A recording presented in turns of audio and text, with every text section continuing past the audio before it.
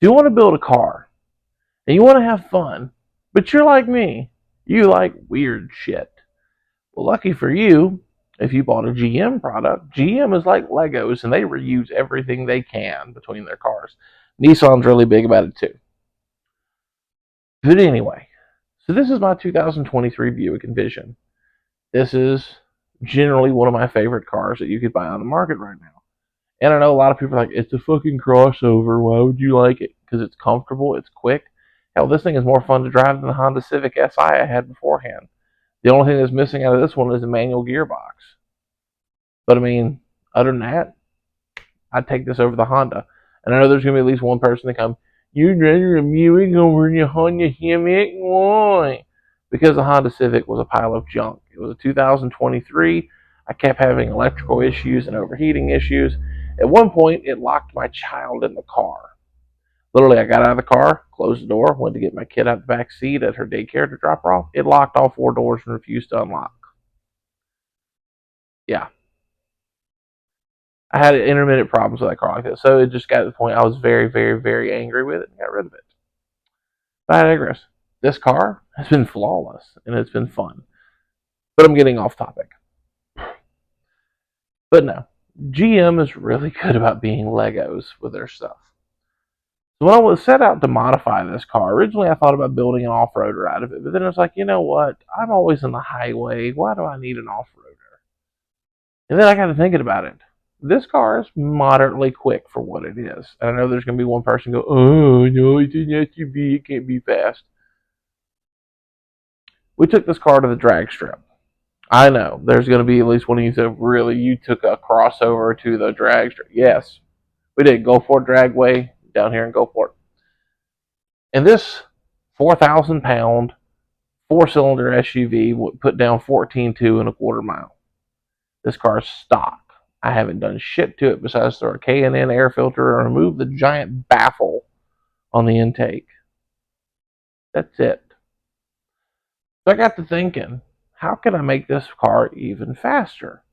But the problem is, there's no aftermarket support for this car. Well, then I got to thinking, obviously this 2-liter LSY is in pretty much every small GM vehicle that's not a truck.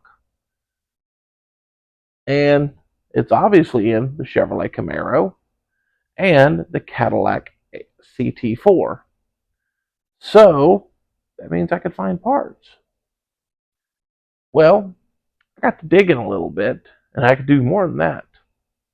See, the platform sister to this car is the Cadillac XT4. Well, the XT4 has rear exit dual exhaust, which is what I want on this car. It has dual exhaust, but its turn downs and the tips are hidden, and it just is kind of boring. Well, there's a catback exhaust kit I found that's really nice. All I have to do is swap that little trim panel that interchanges perfectly from a 4 to have rear exit exhaust. So I don't have to chop on the car. Just unbolt one trim piece, bolt the new trim piece on, ta-da, done. Then it gets down to brakes, because on a spirited drive in Mexico, we reached substantially over what any sane person would drive this car to. And let's just say slowing down from a very high rate of motivation is a challenge with single piston brakes, especially these single piston brakes. So I got thinking about it. What other car uses these brakes? Well, turns out the Chevrolet Camaro uses the same exact part number, calipers, and all. So, what is your goofy ass friend here going to do? I'm going to go get a soda Brembos off an SS and throw it on here. And I know you're probably scratching your head going, why are you going to throw Brembos on a Buick Envision? Because no one else did it. That's why. This car, when I'm done with it, is going to be, at least in my opinion, the nastiest Buick Envision running around. And I'll probably be the first and only person to ever do that to one of these cars, but you know what? I'm going to have fun doing it. Aluminum intake tube, ECU tune, a few other things. Replace the factory intercooler with a larger, better intercooler. And exhaust too, because, you know, I mean, yes, I know it's going to sound like a pissed off hornet going down the highway, but who cares? It's going to be fun. Because why not? Build what you got. I'm not out in the world to impress anybody. I'm just me. I like weird cars. If you got a weird car, shit, I want to see it. I like weird cars. One of my buddies has got a Saab turbo station wagon. It's pretty fucking slick. I like Saab wagons. Well, I like wagons and I like Saab, so you mix both of them, it's like match made in heaven. But anyway, I'm totally monologuing over here. God, I'd be a terrible supervillain or whatever. But anyway, in all, it just reinforced the thought pattern. I know GM was big about badge engineering, but GM reuses components something fierce. Now, with that being said, there's a lot of components that are obviously model specific, but a lot of your smaller items you can reuse in between. Nissan done it big too. But yeah, don't ever if you've got a modern car from a large manufacturer, but it's an oddball, just do a little digging, make friends with your local parts guy.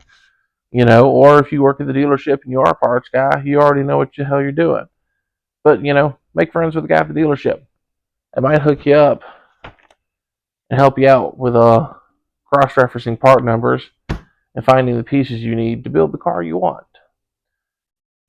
I know there's going to be a lot of people that's going to scratch their head, why the hell are you building this Buick Envision? But it's what I want to do. Nobody else has done it before, and I'm just crazy enough to do it. Trust me, my wife gives me that "are you crazy" look all the time, and it's like, yes, I married you. I am that crazy.